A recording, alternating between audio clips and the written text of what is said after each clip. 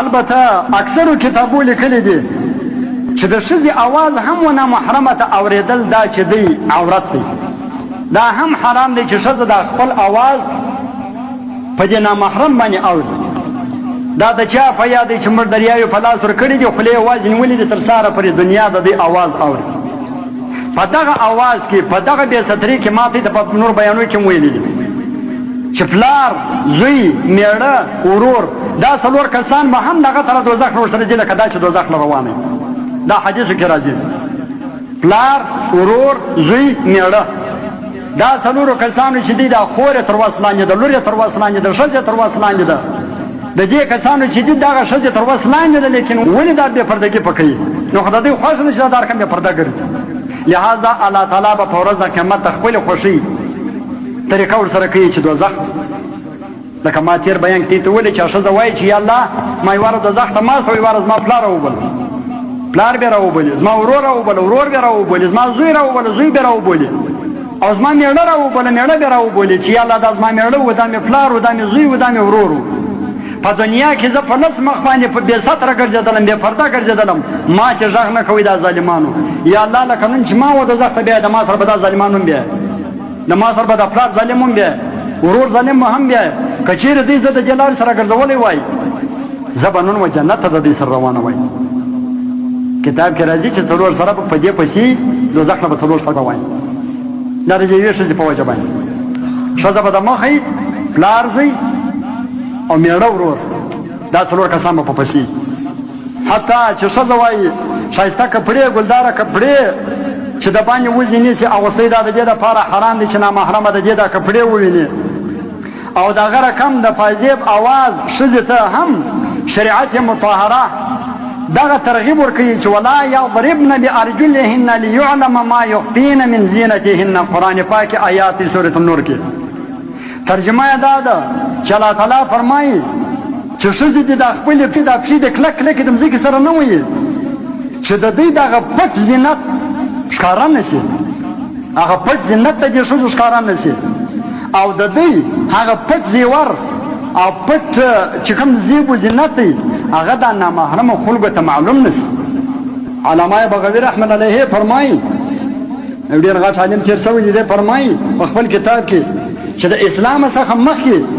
چې کله به یو ښځه روانه وه نو داسې کلکه کلکه به کله د څه دپاره د دې دپاره چې د دې د پازیب غږ او د دې چې کوم د زیب و زینت دی د دې چې کوم هغه رفتار دی د خوند رفتار د شهوته ډک رفتار دی چې د خلکو دې ته مایل وسي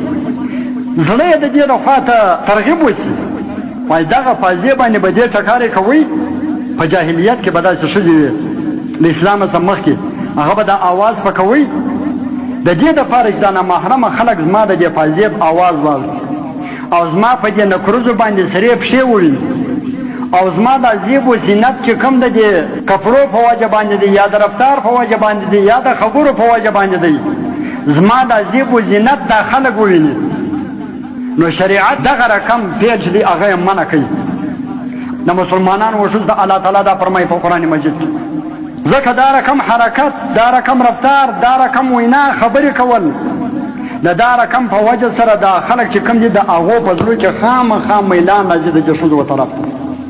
د دې نجونو و طرف ته د دې مخالات و طرف ته مخالات ما ته ویلي دي چې دا و دې کوڅه ګشتې چرګې ته وایي د دې کوڅه ګشتو چرګو و طرف ته وایي چې راځي میلان راځي نه د څوک چې ګرځي دا کوڅه ګشتې چرګې دا د چرګو هېڅ فرق نشته. کتاب د دغه کوڅه ګشتې چرګې پرې د دغه بې پرده ښځې چې کومې دي د دې مثال ورکوي لکه هغه چې مرداري خوري په کوڅو کې ګرځي دا هم دا رقم په مرداري کې لوېدلي دي په کوڅو په محلو او په بازارو کې ګرځي پر دوکانو باندې ګرځي د یو شي په بهانه باندې راووځه تر ماښامه پورې بیا نو چې هر ځای ولاړ هلته ولاړ و دې ښځو ته بیا فرمایي وقرن فی بیوتکن. الله تعالی و دې ښځو ته فرمایي چې وقرن فی بیوتکن په خپلو کورو کې کښېنئ ستا عزت په کور کې دی ستا احترام په کور کې دی ستا شرافت په کور کې دی تر کور مه وځه. زه تر دې پورې واقعه درته بیانوم چې په دا کور باندې خوا نه بدي په کور کې چاره بلا ګرځي او دی خوا نه بدي. وایي موسی علیه السلام چې کله و الله تعالی ته ورغلی د دې چې کوم خپل ځای و د وینا د خبرو کولو د کلام نو هغه خوا چې را روانېدی الله تعالی دا یوه خبر ورته وکړ چې ای موسی ته چې پر دې لارې باندې ځې پر دې لارې باندې اول سره چې پر تا باندې پېښ شول سر یې قلم که مړ یې قتل یې موسی علیه السلام شهید. نو موسی علیه السلام را روان دی چې تر یو ځګي پرې راغلی یو سړی دی په غویان باندې یږه کوي چې کله د مځکې تر هغه سره پرې ورسېږي هلته هم 2 رکعته نفل وکړي چې دلته را ورسېږي بیا 2 رکعته نفل وکړي. موسی علیه السلام ورته ګوري اریان شو چې اول سړی هم دغه در باندې پېښ او الله تعالی درته ویلي چې اول سړی در باندې پېښ شي هغه سر قلم که قتل یې کړ مړ یې او دا دومره ښه سړی دی چې هلته پر سر باندې هم 2 رکعته نفل کوي دلته هم 2 رکعته نفل وکړي بیا غوی روان جبرائیل امین په دا ټیم کې حاضر شو موسی علیه السلام چې دغه دی دغه خبیث نیولی ګوره په دې 2 رکعته به خدای پاک نه خطا باسو په دې 2 رکعته نفلو به خدای پاک نه خطا باسو نه الله تعالی یو انسان دی چې هغه په دې 2 رکعته لمانځه باندې خطا وي په دې صوفیګري باندې خطا وي په دې الله تعالی نه خطا وي موږ نور ډېر کیسې ډېر حقوق مې شاته کړي موسی علیه السلام ته ویلي چې دغه دی ولی موسی علیه السلام هم توره کش کړه د الله تعالی فرمان و چې دا پر سر باندې ولي په دا مزغې کې سر یې هلته ونښت د ده وایي د دې غاړې څه چې کله دی قتل کوي دا سر یې وغورځوي یوه قطره وینه جن روانه شول د هرې قطرې څخه یو خنزیر پیدا کېږي زغلي موسی علیه السلام چې سبحان الله ای لمونځ نفلونه یوې ای دومره ستا عبادت او د هرې قطرې څه د هر څاڅکي چې یو خنزیر پیدا شو چې په حیوانانو کې هغه بد شی د خنزیر موسی علیه السلام الله تعالی ته وویل چې یا الله په دې کې د څه حکمت زما په ذهن خدای ډېر ښه سړی ښکاره کېدی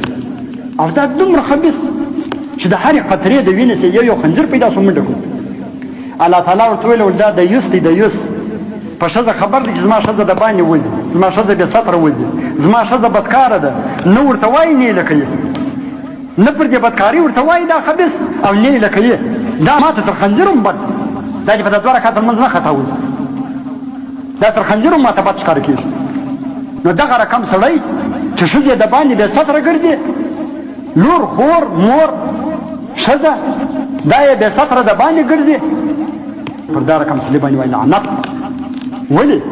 تا هغه جذبه په دې خپله ښځه کې نه ده پرېږدې تا هغه جذبه په دې خپله خور و مور و په لور کې نه ده پرېږدې چې لور ستا بې اجازه ته وځي مور ستا بې اجازه ته وځي خور ستا بې اجازه ته وځي ښځه ستا بې اجازه ته وځي نو خو هغه ځګی دې په ځان کې نه دی ایښی نو دغه رقم د وسان به وچې ته ځي و دوزخ ته ځي ډېرې ښځې دي هغه دا وایي چې دا د اکا زوی دی د اکا د زوی سره څه پرده راغلې ده دا زما رشته دار دی خلک به څه وایي لا طاعة لمخلوق في معصية الخالق د الله نافرماني چې راځي د بنده هېڅ فرمانبرداري مه کوه ته د بنده فرمانبرداري کوې لیکن د الله نافرماني کوې خلک به څه وایي وایي د اکا د زوی سره مخ پټ کړی د ماما د زوی سره مخ پټ کړی نو دغه مخ او دا سترګې به په ورځ د قیامت بیا د دوزخ فیصله کېږي هغه بیا خوند درکوي دا خوند نه درکوي اختار النار على العار لکه ابو طالب چې اور پر پیغور باندې خوښ کوي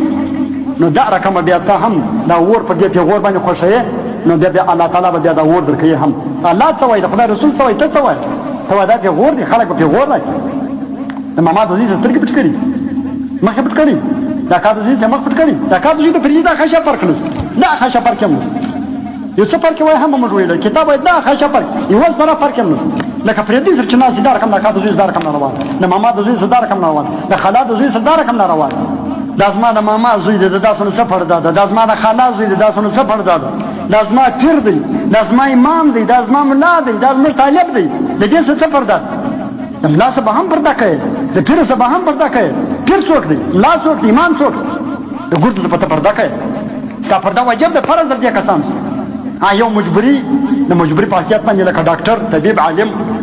دا کسان کتاب ایستلي دا ټول چې دي د ښځو په دې زړه کې یا د نارینهو په زړه کې دا د شیطاني سوچ دی او شیطاني فراغ دی شیطاني دوکه ده چې دغه مسلمانان تباه کوي او دغه خبیث د شیطان لعین چې کم دی دغه مغالطې د انسان په سوچ او په زړه کې ورچي دغه فریب او دوکې په سوچ کې ورچي اخر په ګناو کې مبتلا کی حتی چې بالاخر یوم تباه او برباد الله تعالی دې زموږ ښځو ته هدایت وکړي خدای تعالی دې زموږ نارینهو ته هدایت وکړي الله تعالی دې زموږ د معاشرې او ځوانانو او پیغلو ته هدایت وکړي الله تعالی دې زموږ کورونه د فردي کورونه جوړ کړي خدای تعالی دې زموږ معاشره زموږ د ټول ملک د فردي ملک جوړ کړي او خدای پاک دې د اسلام ملک جوړ کړي الله تعالی دې اسلام نافذ کړي په دې ملک کې وما علينا الا البلاغ المبين